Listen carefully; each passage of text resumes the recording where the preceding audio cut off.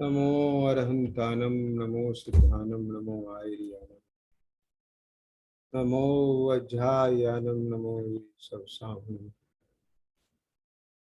तीन भुवन में सार वीतराग विज्ञानता स्वरूप शिवकार नमो त्रियोग संहारि। शेड़ाला जी ग्रंथ के आधार से अपने स्वाध्याय का क्रम चल रहा है और इस क्रम में सम्यक दर्शन के जो 25 दोष हैं, उन 25 दोषों में 8 शंकादि दोष, 8 मत की चर्चा अपन कर चुके हैं और 6 अनायतन की चर्चा चल रही है। अभी तक इस चर्चा में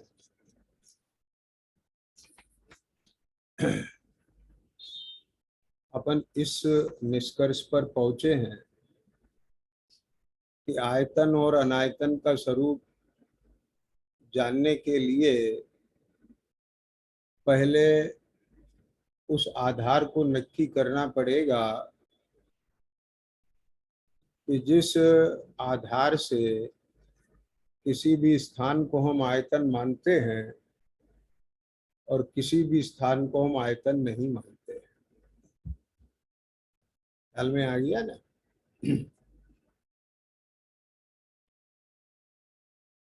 कल ये चर्चा की थी कि वो आधार धर्म है और ये आयतन और अनायतन, इसका संबंध किसी मनुष्य से नहीं है, किसी देव से नहीं है, किसी तिर्यंच अथवा नारकी से भी नहीं। इन आयतन और अनायतन का संबंध आत्मा से है, क्योंकि जिस धर्म के आधार से हम इस बात को निश्चित करने जा रहे हैं कि कोई भी स्थान वह आयतन है या अनायतन है, वो किसी सामाजिक प्राणी के दृष्टिकोण से नहीं बल्कि स्वतंत्र एक आत्म सत्ता के दृष्टिकोण से है।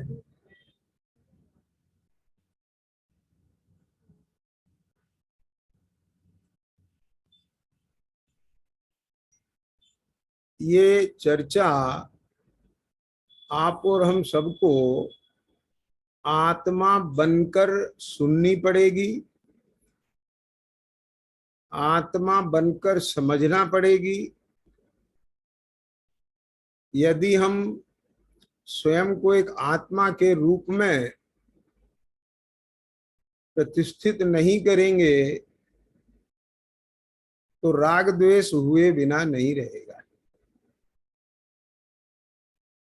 क्यों?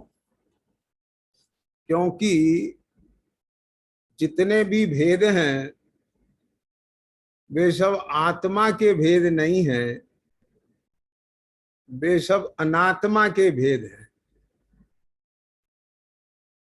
क्या कहा? वे सब कर्म की उपाधिकृत भेद हैं। जैसे नागरिकता की अपेक्षा से प्रधानमंत्री और आप सब समान हैं, उसमें कोई भेद नहीं है। आप समझ गए ना? ठीक इसी प्रकार से जीवत्व पने की अपेक्षा से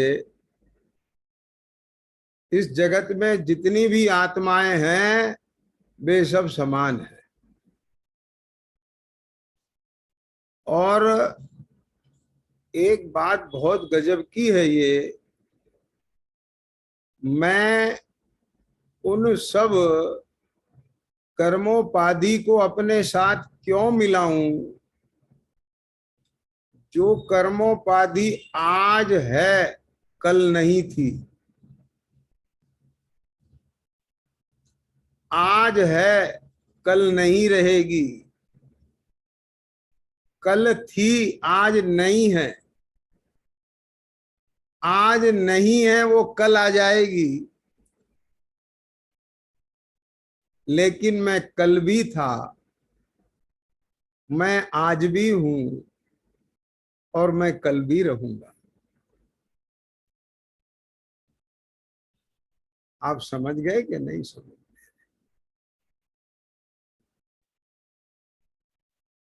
उन दोनों भाइयों ने और मां ने मिलकर उस रतन को समुद्र में फेंक दिया था कि जिसके आने से भाई भाई के बीच में विकृति आ गई, जिसके आने से मां और पुत्र के बीच में विकृति आ गई। उन्होंने ये निश्चय किया कि ये तो नया नया आया है, लेकिन हम तो पहले से थे, कल भी थे, आज भी हैं और कल भी रहेंगे। ये कल नहीं था, आज है, और पता नहीं कल रहेगा या नहीं रहेगा। तो जिसका इतना भरोसा नहीं है, उसके भरोसे से हम आपस के संबंध क्यों खत्म कर लें? ठीक इसी प्रकार से ज्ञानी विचार करता है कि जो कल नहीं थी कर्मोपाधि, वो आज आ गई। जो कल थी वो आज चली गई। जो आज है वो कल रहेगी कि नहीं रहेगी। तो मैं उस कर्मोपाधि की वजह से अपनी उस अनादि अनंतता को क्यों खोऊं?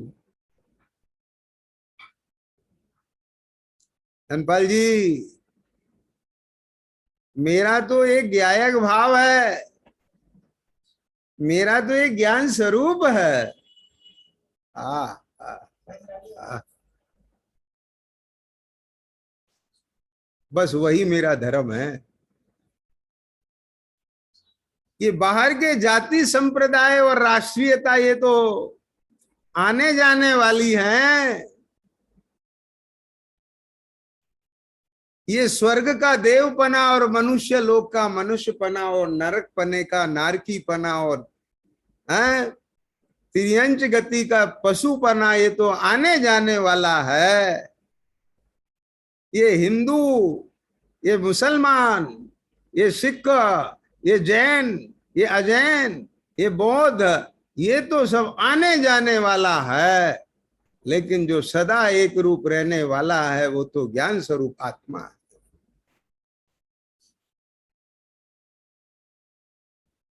आज वह आत्मा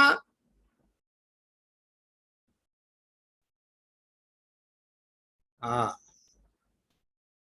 किसी राष्ट्र में उत्पन्न हो जाता है, तो वहां का हेम कंकार करने लग जाता है, और आयु पूरी करके किसी दूसरे राष्ट्र में जन्म ले लेता है, तो वहां का अहंकार करने लग जाता है। स्वर्ग में उत्पन्न होता है तो देव मानने लगता है, तिर्यंच गति में जाता है तो पशु पक्षी मानने लग जाता है, मनुष्य पर्याय में आता है तो अपने को मानव मानने लग जाता है, नरक में जाता है तो नारकी मानने लग जाता है। लेकिन ये तो कुछ ही समय के उदय हैं, कुछ ही समय के उदय हैं। लेकिन अपने उस ज्ञान स्वरूप को देख, जिसका तेरे में त्रिकाल उदय है। वो है तेरा धर्म। क्या कहा? वो है तेरा धर्म और वो है तेरी पहचान। बोली क्या पढ़ाई पढ़ाने लगे हैं आप? हाँ, अगर ये पढ़ाई पढ़ेंगे तो फिर राष्ट्र की राष्ट्रीयता कैसे रहेगी? ये पढ़ाई पढ़ेंगे तो फिर ये देव और तिर्यंच का भेद कैसे रहेगा? कि सुनो, जिसके अभेद की दृष्टि होती है उसी का भेद सम्यक होता है, जिसको अभेद की दृष्टि नहीं होती है उसका भेद भी मिथ्या होता है।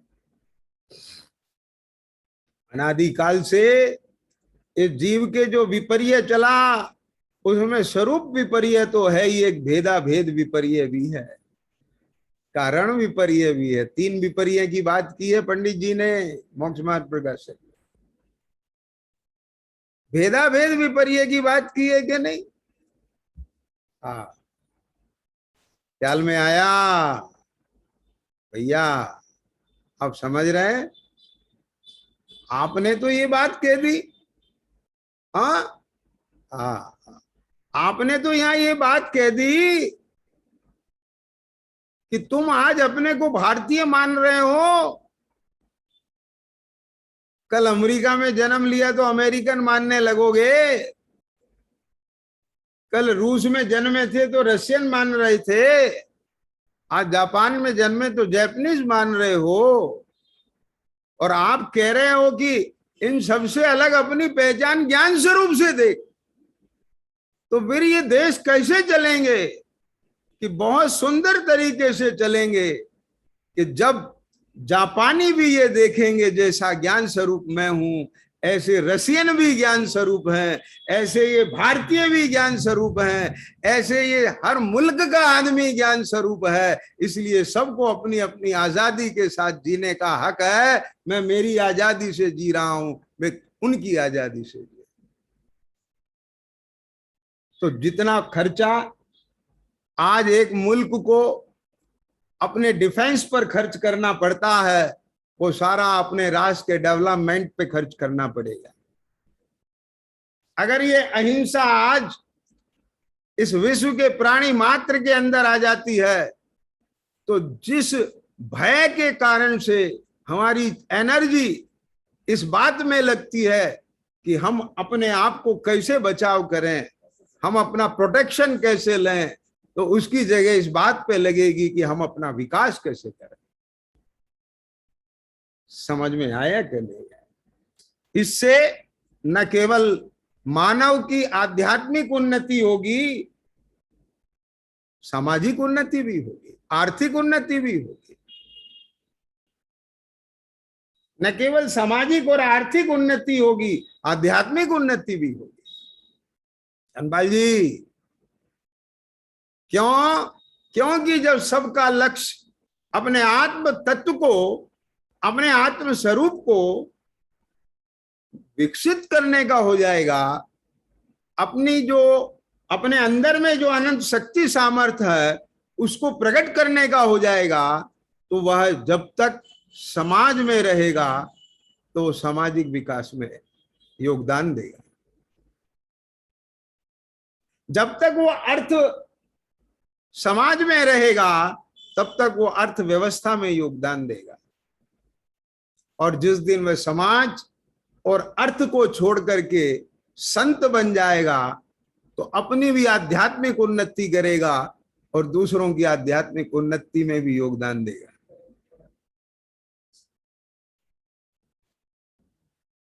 के जैन जी, इसका नाम है वसुधैव कुटुंबकम। यह है महावीर की अहिंसा। ये महावीर की अहिंसा नहीं है, ये आत्मा की स्वाभाविक परिणति है। ये आत्मा का विज्ञान है अहिंसा। क्योंकि कोई भी आत्मा अपना विकास वह तभी कर सकता है जब ना तो वह किसी से डिस्टर्ब हो और ना किसी को डिस्टर्ब करे। क्यों? क्योंकि किसी को भी डिस्टर्ब करने में उसके ज्ञान और दर्शन, उसकी एनर्जी, उसकी ऊर्जा डिस्टर्ब करने में लगती है तो अपने आत्म विकास से वंचित हो जाती है।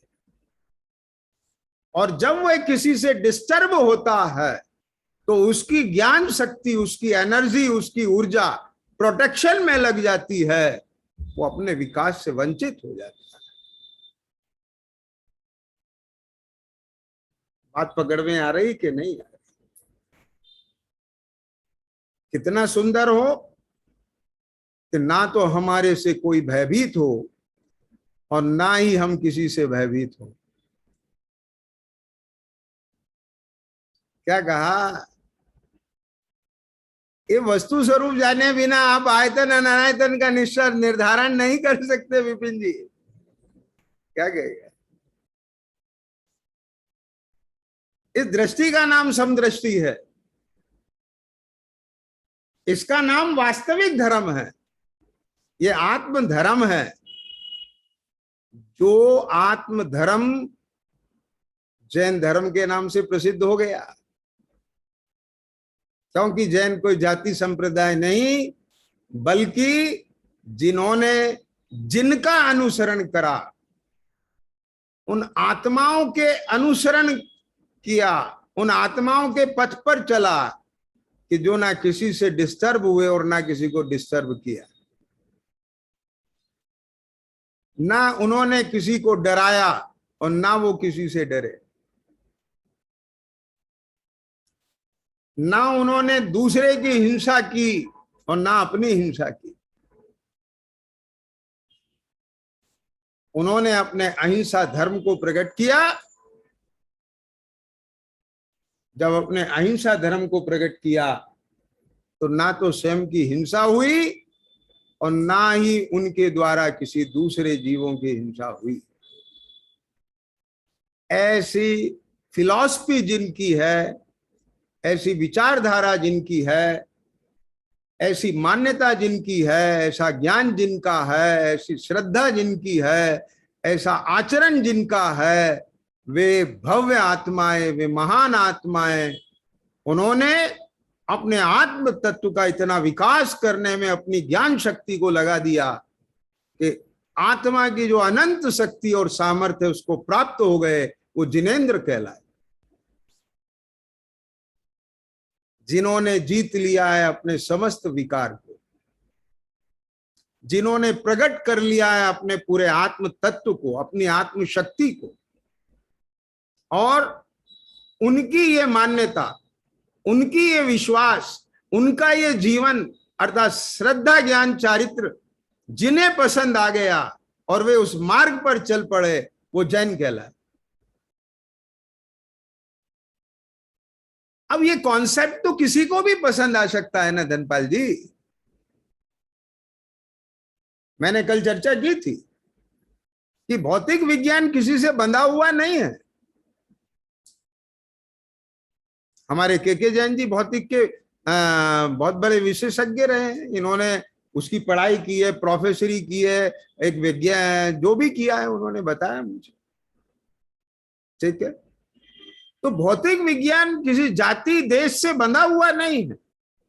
रसायन शास्त्र किसी जाति देश से बंधा हुआ नहीं है। ठीक इसी तरह से आत्मा का विज्ञान,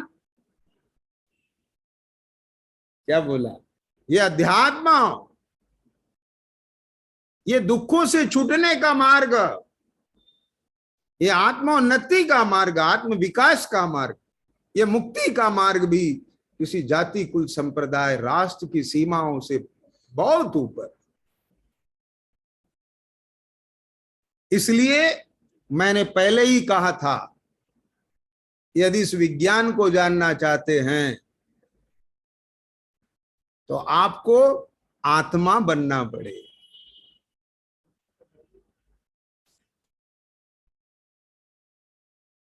आत्मा बनकर सुनना पड़ेगा। शेर ने भी उन मुनीश्वरों की वाणी को आत्मा बनकर सुना था, और जिस समय उनका दर्शन किया था, जिस समय उनकी वाणी सुनी थी, वो बिल्कुल भूल चुका था कि मैं शेर हूं। समझ में आया कि नहीं आया? इसलिए वो आत्म धर्म को प्राप्त कर पाया। और सिंह का जो धर्म था क्रूरता, सिंह का जो स्वभाव है, प्रवृत्ति है हिंसक, वो छूट गई।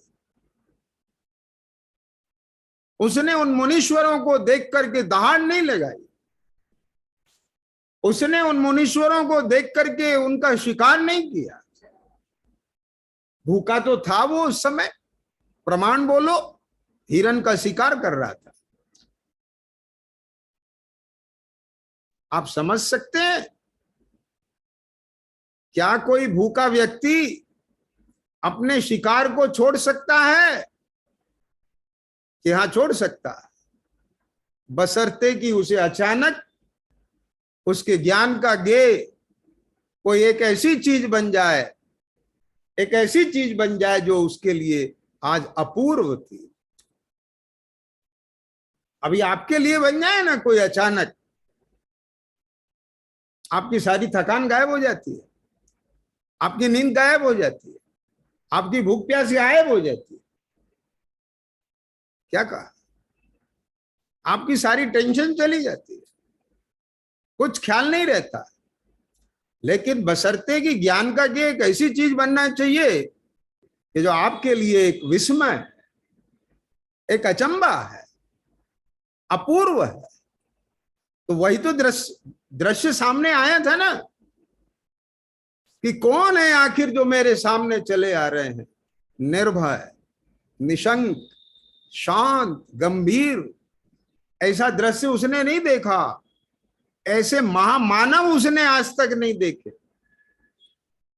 और वो उन्हें देखकर इतना विस्मित हो गया, ऐसा खो गया उसका ज्ञान कि मानो कुछ समय के लिए सहज ही उसकी सारी कर्मोपाधि गौणता को प्राप्त हो गई। धनपाल जी, आपको तो करना पड़ेगी। उसकी हो गई। और जैसे ही मुनिराज ने संबोधन दिया, जाति स्मरण हो गया। ओहो, मैं सिंह नहीं हूं, मैं तो ज्ञान स्वरूप चैतन्य आत्मा। वो उसकी दृष्टि, उसका उपयोग जिस आत्म तत्व पर पहुंचा, आप विचार करो, वह आत्म तत्व क्या किसी कुल जाति संप्रदाय से बंधा हुआ है?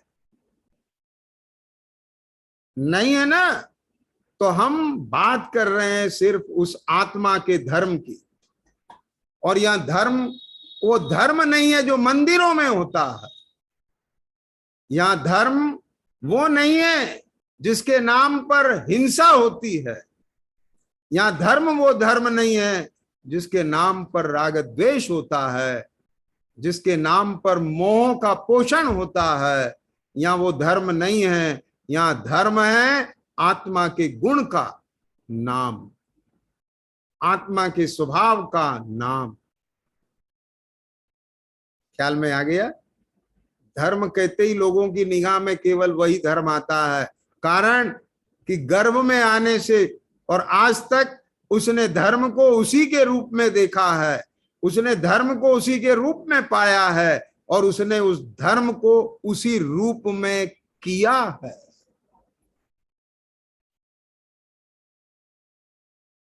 समझ आया कि नहीं है? बोलो। इसलिए वो स्वप्न में भी नहीं सोच पाता राजीव कि आत्मा के स्वभाव को धर्म कहते हैं, आत्मा के गुणों को धर्म कहते हैं, आत्मा की प्रकृति उसका धर्म है। कुछ समझ में आया? वो तो जल चढ़ाने को धर्म समझता है, वो तो व्रत उपवास को धर्म समझता है, वो तो पूजा पद्धति को धर्म समझता है, वो तो आयोजनों का नाम धर्म समझता है, वो तो किसी अनुष्ठान का नाम धर्म समझता है। कुछ समझ में आया कि नहीं आया? कुछ करने का नाम धर्म समझता है और कुछ नहीं करने का नाम धर्म समझता है, जबकि आत्मा का धर्म है ज्ञाता दृष्टा भाव। आत्मा का धर्म क्या है? ज्ञाता दृष्टा भाव। लोगों को लगता है कि ज्ञाता दृष्टा आत्मा का भाव है, उसका धर्म है, इसमें कुछ किया तो है ही नहीं। क्यों नहीं किया? आत्मा ने जाना है, आत्मा ने देखा है, कुछ क्यों नहीं किया? नहीं किया तो उसने मोह नहीं किया, नहीं किया तो उसने राग नहीं किया, नहीं किया तो किसी से द्वेष नहीं किया। बात समझ में आया कि नहीं आया? उसने ना किसी को मारा है और ना किसी को बचाया है। अरे साहब, अगर ऐसी व्यवस्था हो गई तो फिर होगा क्या? अरे बहुत अच्छा होगा। यदि सभी लोग अनुशासन में चलने लगेंगे तो फिर चौराहे पर ट्रैफिक पुलिस की जरूरत ही नहीं पड़ेगी। अगर सभी लोग मर्यादा में जीवन जीने लगेंगे तो फिर अदालतें नहीं चाहिए, पुलिस नहीं चाहिए। समझ आया कि नहीं आया? बोलो। तो साहब, पुलिस नहीं रहेंगी तो बेरोजगारी हो जाएगी कि नहीं हो जाएगी? ट्रैफिक पुलिस वाले नहीं रहेंगे तो बेरोजगारी हो जाएगी कि नहीं हो जाएगी? तो फिर पुलिस वाले हटा के ट्रैफिक लाइट क्यों ला रहे? क्या समझ? इससे बेरोजगारी नहीं होगी, उनको दूसरा रोजगार मिलेगा। वो विषय अलग है, उस पर भी चर्चा की जा सकती है, कोई दिक्कत की बात नहीं है। ये सब हमारे ज्ञान के एक मिथ्या परिणमित कुतर्क हैं कि जो ये बात उठाते हैं कि अगर सब लोग ऐसे ही अहिंसक हो गए तो ये दुनिया कैसे चलेगी? हाँ, फिर तो आबादी बढ़ जाएगी। अरे आयु पूरी होगी कि नहीं होगी? बोलो। तो आयु 6 से मरण जीव का। क्या समझ में? खैर, मैं उस मुद्दे पे नहीं जाना चाह रहा हूं, वो विषय नहीं है आज का। आज का विषय है कि आत्मा का धर्म क्या है। उसी से यह निर्धारित होगा कि उस धर्म के निमित्त कौन से स्थान हैं और कौन से नहीं हैं। आप बात समझ पा रहे हैं कि नहीं? अपनी चर्चा चल रही है आयतन और अनायतन, षट अनायतन की चर्चा चल रही है कि 6 ऐसे निमित्त, उनसे आत्मा को बचने की बात की जा रही है। बचने की बात ऐसे नहीं है, सुनना बहुत ध्यान से। बचने की बात भी ऐसे नहीं है राजीव कि वो 440 वॉट का करंट हो।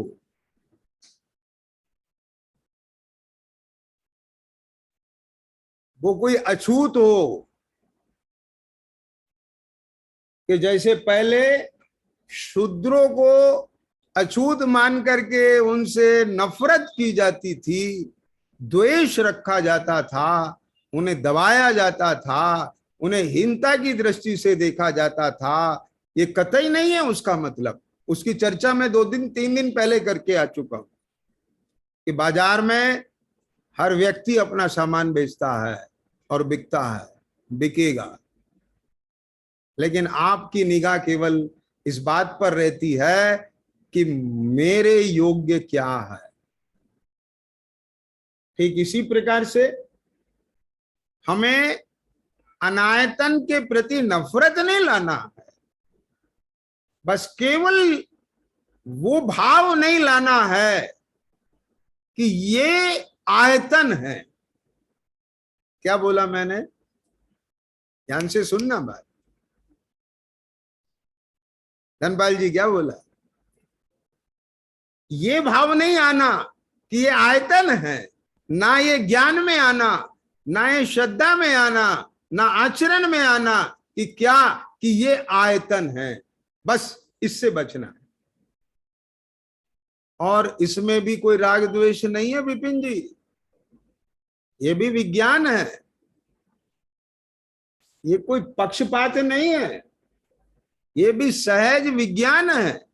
कारण कि भाई साहब, हमने आयतन और अनायतन का जो वर्गीकरण किया, वो वर्गीकरण इसी आधार पर किया कि कौन आत्मा के धर्म में, धर्म को प्रकट करने में, धर्म को विकसित करने में निमित्त है और कौन निमित्त नहीं है। कुछ बात समझ में आ गई? दुनिया में तो कोई झगड़ा नहीं होता। अगर किसी को हार्ट की सर्जरी करानी होती है तो आईज वाला ये नहीं कहता तू मेरे पास क्यों नहीं आया है।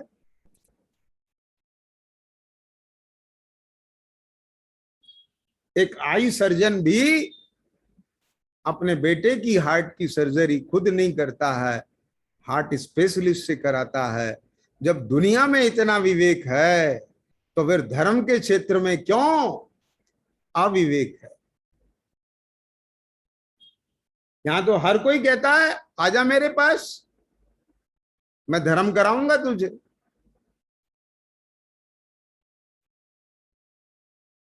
पता क्यों कहता है? क्योंकि सच बात यह है कि उसे ये ही पता नहीं है कि धर्म का मायने क्या है। मैंने अभी बोला था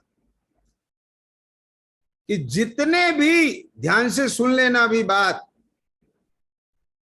जितने भी जगत के अंदर वे सारे लोग जो धर्म का मायने व्रत उपवास पूजा पाठ अनुष्ठान बाह्य प्रवृत्ति में वो धर्म समझते हैं, उन्हें बिल्कुल अलग कर दिया जाए।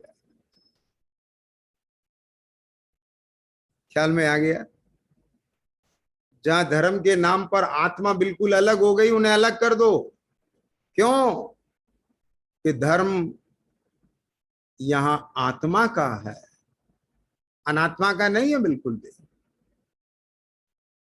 और सुनो, यहां धर्म आत्मा को अपने आत्मा स्वभाव को विकसित करने के लिए, प्रकट करने के लिए, प्राप्त करने के लिए, अपनी आत्म शक्तियों को पहचानने के लिए, अपनी आत्म शक्तियों को प्रकट करने के लिए, अपने स्वभाव को प्रकट करने के लिए की जाने वाली प्रक्रिया और धार्मिक प्रक्रिया।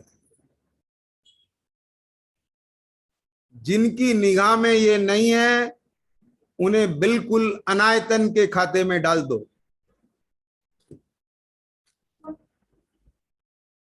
क्यों?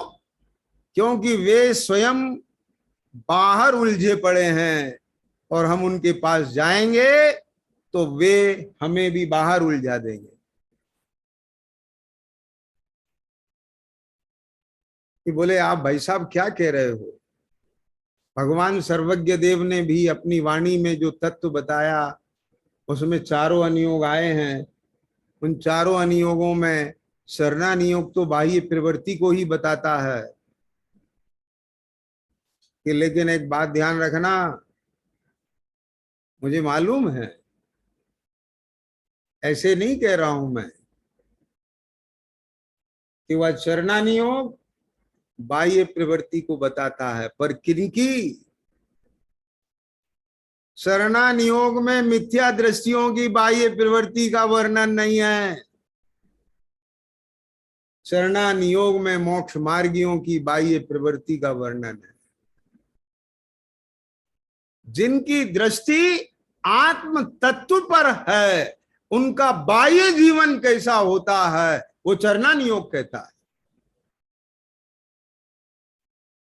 इसलिए मैंने बोल दिया कि जिसकी दृष्टि, जिसके ज्ञान की निगाह, ज्ञान का विषय, ध्यान का विषय, अनुष्ठान का विषय ये परमार्थिक आत्म तत्व नहीं है, इसमें अपनापन नहीं है, केवल उसमें अपनापन जहां देह और संयोग, संयोगी भाव और उनके लक्ष्य से उत्पन्न होने वाले समस्त मोह राग द्वेष के भाव, उन्हें अलग कर देने की बात जहां नहीं है, उन सबको अनायतन के खाते में डाल दो।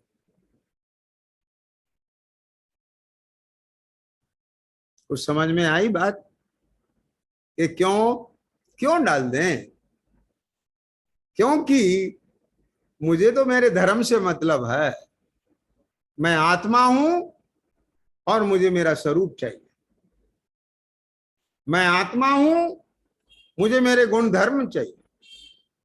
मैं आत्मा हूं, मैं ज्ञान वाला आत्मा, मैं जानने देखने वाला आत्मा, मैं श्रद्धा गुण का धारी आत्मा।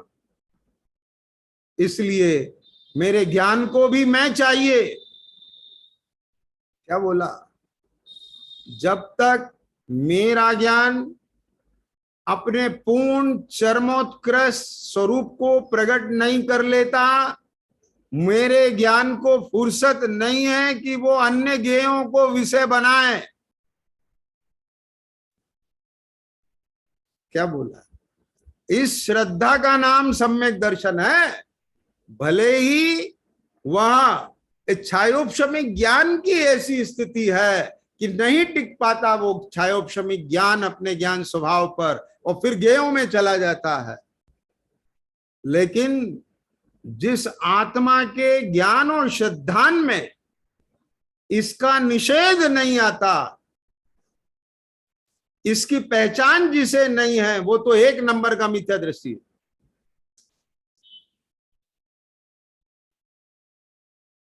क्या क्या बात करें अनायतन और आयतन की। अभी तो पात्रता नहीं जग पा रहे विपिन जी आयतन अनायतन की बात करने की। ये तो सब बार बार में चलता है, बस बहुत एकदम से कह दिया जाता है ये अनायतन है भैया छूना मत। अरे तूने तो आयतन को भी अनायतन बना रखा। क्या कह गए हम बात? हाँ? क्या कह रहे हो तुम? नहीं हम उनके चौके में पानी नहीं पिएंगे। तो तेरा चौका कौन सा इतना शुद्ध है? तेरे चौके में साधर्मी खाने लायक नहीं। तेरा चौका साधर्मियों के खाने लायक नहीं। ऊंचाई समझ में? तूने तो जैनों के चौके को भी, क्या कहें, शाकाहारी चौके को भी मांसाहारी बना लिया। क्या बात करें? तूने तो आयतन को भी अनायतन बना लिया और बात करते हो अनायतन की। क्या कह रहे? अरे आयतन और अनायतन का जो भेद है वो आत्मा बने बिना कर सकता नहीं कोई भी जीव।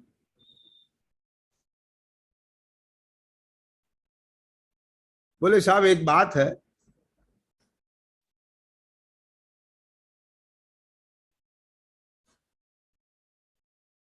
कि जब तक इसे ये पहचान नहीं होती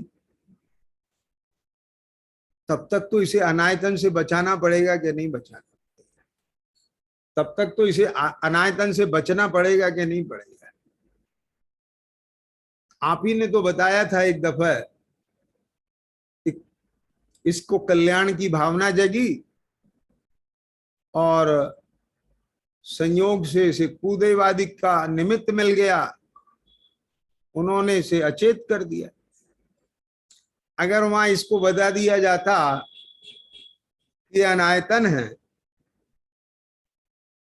तो बस तो जाता।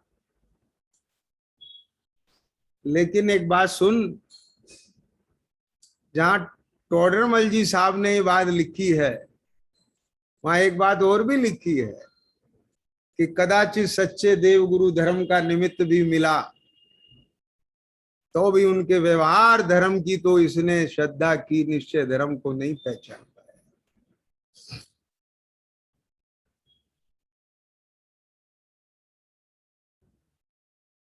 एक बात तो बताओ, यदि इसे आरंभ में ही अनायतन का निमित्त मिल गया के जैन जी, तो क्या वहां पर इस बात की पात्रता योग्यता है कि वे इस जीव को आयतन और अनायतन का भेद बता सकें? यदि वो बता सकते तो वो अनायतन रहते ही नहीं।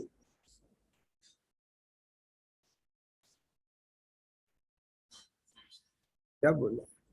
बात तो वहां की हो रही है। क्या बोला? कि जहां इसे आत्म तत्व की बात पता चल सके, ऐसे आयतनों में भी आने के बाद इसको वहां का परिचय नहीं बताया जाता, जिसके परिचय होने के बाद भीतर से ये अनायतन को पहचान सके। बात तो इस बात की हो रही है कि कुएं में भांग पड़ी है। अब कुएं में ही भांग गिर गई तो पानी कहां का पिए?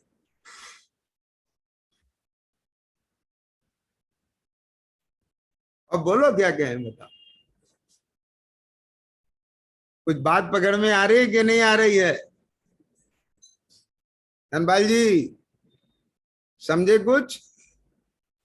इसलिए घबराने की कोई बात नहीं है।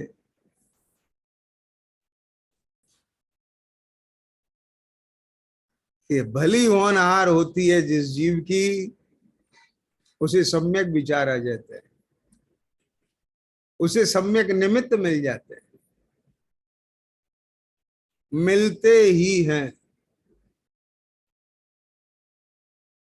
लेकिन बात इस बात की है कि यदि इसको होनहार भली आए तो सम्यक निमित्त मिले, तो फिर पकड़ के नहीं छोड़ना चाहिए। इसके लिए ही बताया जा रहा है के जैन जी कि तू किंचित भी अनायतन की तरफ मत जाना।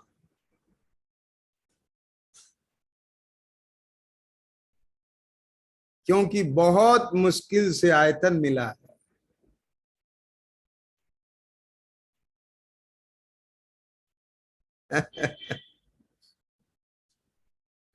और मैंने एक बात और कही थी कि आयतन और अनायतन जो बाहर हैं वो तो उपचार के हैं, लेकिन असली आयतन और अनायतन तेरे दर्शन ज्ञान चारित्र में। तुझे अपने भीतर के अनायतनों से बचना है, भीतर के अनायतनों की पहचान करना है।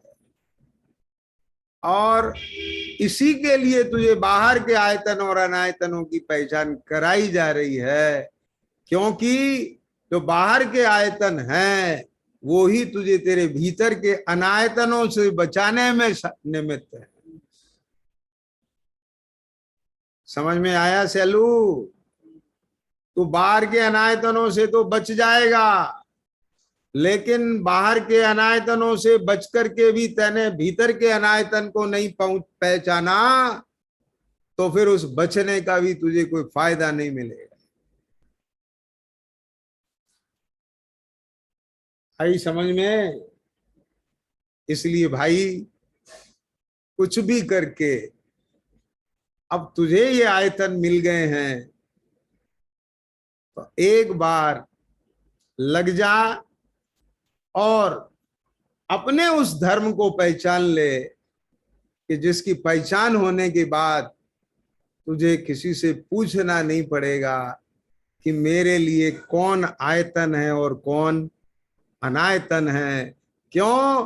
क्योंकि जहां मेरे धर्म की प्रसिद्धि होती है, जहां मेरे धर्म की वृद्धि होती है, मेरे लिए वो आयतन है, और जहां नहीं होती है वो सब अनायतन।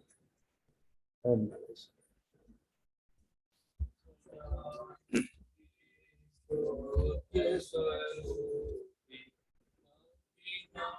शिवाय।